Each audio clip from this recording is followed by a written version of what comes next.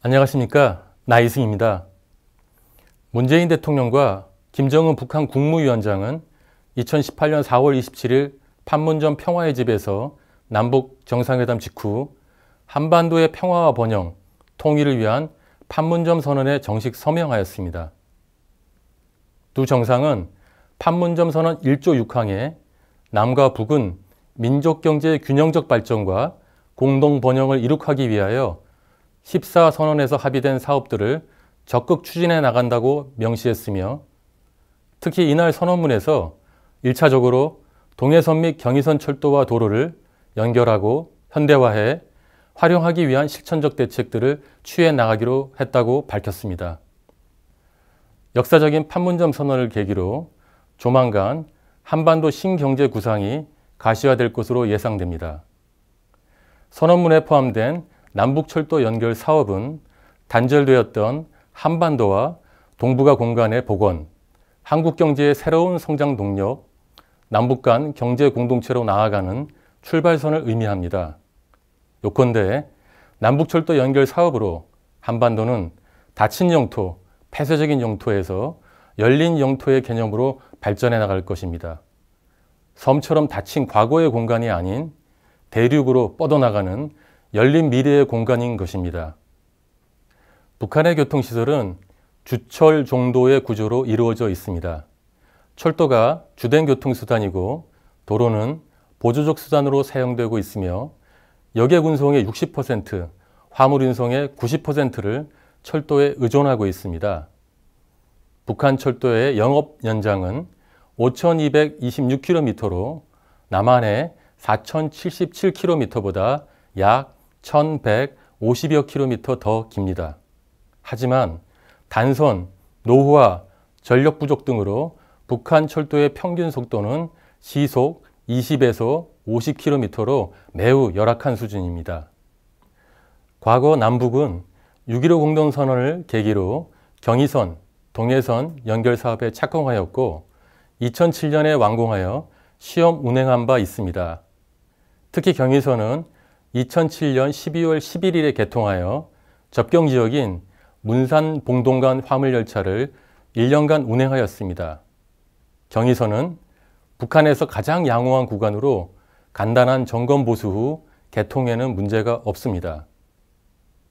이 노선은 국제 여객 노선으로 평양, 북경 간에 주 4회 운행을 하고 있으며 남북 간 합의만 된다면 당장 내일이라도 서울발 국제열차를 타고 평양 북경을 거쳐 모스크바, 유럽으로 갈 수 있습니다. 최근 한국은 북한의 찬성으로 국제철도협력기구에 가입하였으며 이로써 한국철도가 유라시아 대륙을 운행할 수 있는 제도적 기반을 마련했다고 평가할 수 있습니다.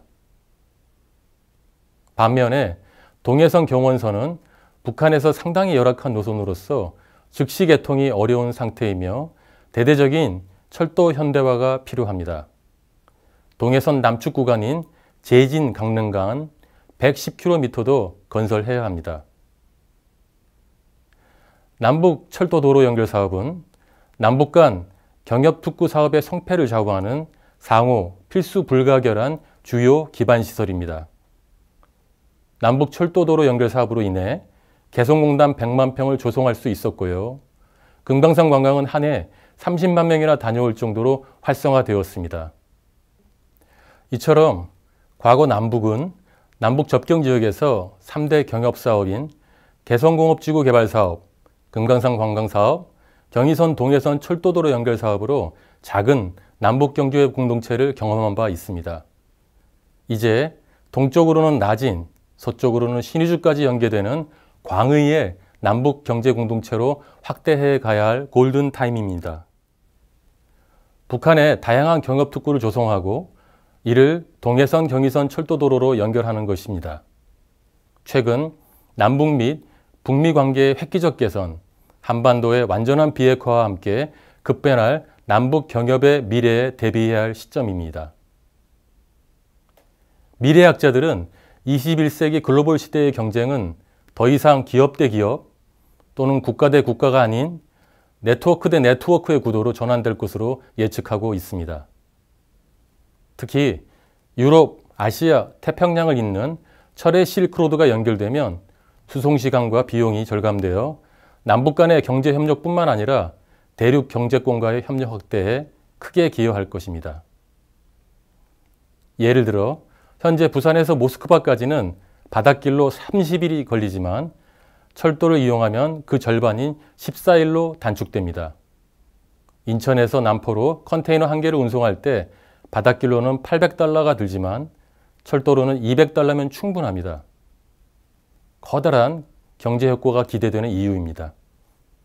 이렇듯 아태 가교국가 실현을 위해 문재인 정부는 한반도 신경제 구상을 제안하였는데 이 구상의 핵심 정책인 환동의 경제벨트와 환황의 경제벨트의 핵심 축이 각각 동해선, 경의선입니다. 동해선 축의 환동의 경제권은 남북철도 TKR, 시베리아 횡단철도 TSR, 만주 횡단철도 TMR로 연결할 수 있고 남북한의 동해안권과 러시아 극동, 중국의 동북지역을 포괄하며 인구 약 1억 5천만 명, GDP 약 2조 달러의 거대 경제권입니다.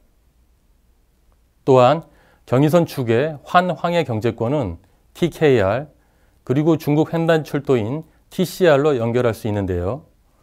남북한의 서해안권과 중국의 동부 연안을 포괄하며 인구 약 6억 명, GDP 약 6조 7천억 달러의 거대 경제권입니다.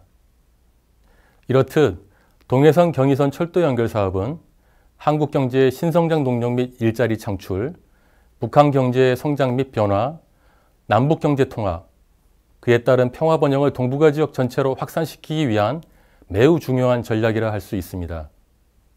또한 한반도 신경제 구상은 최근 화두에 오르고 있는 중국의 1대1로 러시아의 신동방 정책과의 연계 차원에서 새로운 접점을 제시할 필요가 있습니다.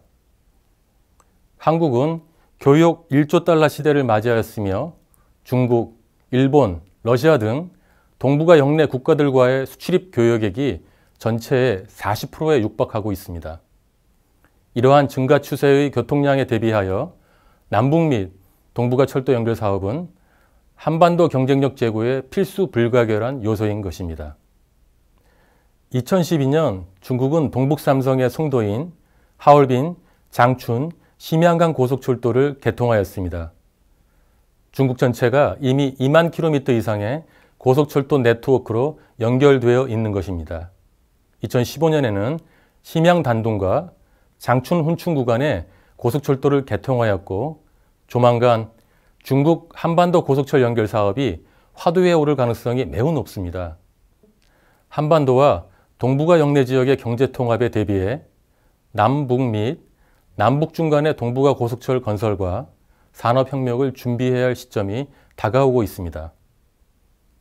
러시아는 시베리아 횡단철도인 TSR 물류 운송 시간을 2주에서 1주로 단축하는 획기적인 TSR 7일 프로젝트를 추진 중입니다. 이처럼 한반도 주변국 철도 네트워크의 선진화로 인하여 남북 철도의 부가가치가 그만큼 높아지고 있습니다. 남북러, 남북중 삼각협력이 매우 중요한 이유입니다.